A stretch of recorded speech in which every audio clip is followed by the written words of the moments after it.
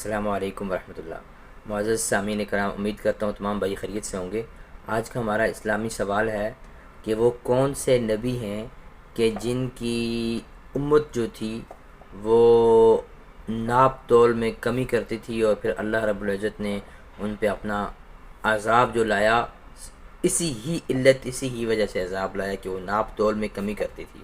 اور دوسری ان کی عادت تھی، جیسے آج کل ہمارے معاشرے میں پایا جاتا ہے کہ اکثر ریڈی والوں پہ یا فروٹ کے ٹھیلوں پہ یا فروٹ کی شاپس پہ جائیں تو جو اچھا مال ہوتا ہے وہ اوپر رکھا ہوتا ہے، اور جو ناقص اور بالکل جو ہے نا ہلکا مال ہوتا ہے وہ انہوں نے نیچے رکھا ہوتا ہے۔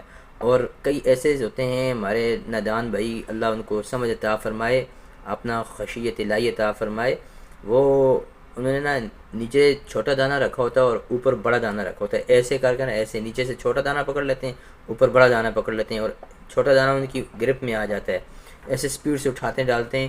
تو جب وہ گھر لے کے جاتے ہیں دیکھتے ہیں تو اس میں سے جو ہے نا چھوٹے دانے جو ہوتے ہیں وہ خراب بھی نکلتے ہیں اور بالکل کسی قسم کے نہیں ہوتے۔ خاص کر ٹماٹر یا پیاز یا سبزیاں جو بھی ہم لوگ لیتے ہیں تو یہ لوگ اس طرح ہمیں دھوکہ دیتے ہیں۔ یاد رکھو میرے بھائیو، ہم محمد صلی اللہ علیہ وسلم کے امتی ہیں۔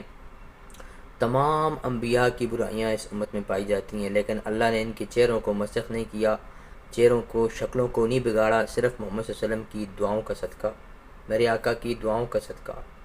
ورنہ منہم القردۃ والخنازیر وعبد الطاغوت، ان میں سے کسی کو بندر بنا دیا، کسی کو خنزیر بنا دیا۔ اللہ قرآن میں فرماتا ہے، اللہ 2-3 بار مہلت دیتا تھا، پھر بنا باز آئے عذاب لے آتا تھا اپنا۔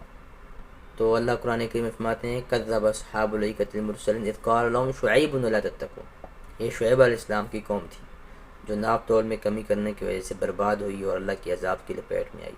اللہ ہمیں ہر معاملے میں اپنے نبی علیہ الصلوۃ والسلام